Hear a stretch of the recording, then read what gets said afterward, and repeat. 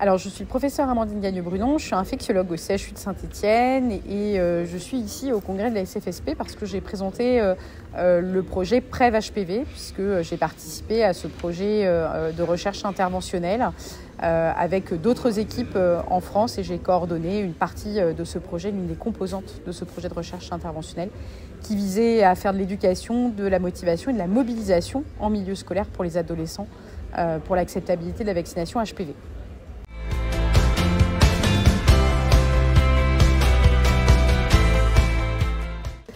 Alors à travers ce congrès, c'est qu'il est important de mobiliser de nombreux acteurs autour de la vaccination HPV pour augmenter la couverture vaccinale,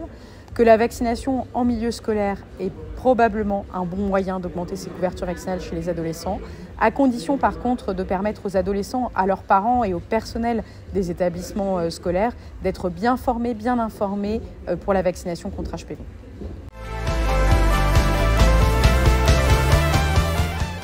Alors globalement, les facteurs de réussite, très clairement, c'est un bon ancrage dans les établissements scolaires avec des intervenants, soit les professeurs de SVT, soit les infirmiers scolaires particulièrement impliqués, bien formés envers les projets et puis des établissements qui sont ouverts à cette thématique de prévention et qui vraiment s'investissent dans les projets et dans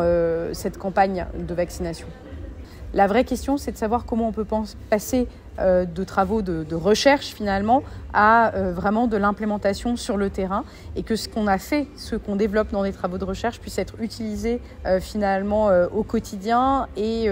par les décisions politiques notamment. Et si on prend notre exemple dans le cadre de la campagne de vaccination HPV, les outils qui ont été co-construits dans le projet Prêve HPV, qu'ils soient pour les médecins généralistes, qu'ils soient dans les établissements scolaires, sont utilisables dès aujourd'hui pour permettre d'augmenter la couverture vaccinale, mais il faudrait qu'on puisse s'en saisir plus largement. Globalement, il faut vacciner contre HPV au maximum, puisqu'on sait que si on obtient une couverture vaccinale de l'ordre de 80%, on pourra dire au revoir au cancer HPV induit. Mais on en est loin.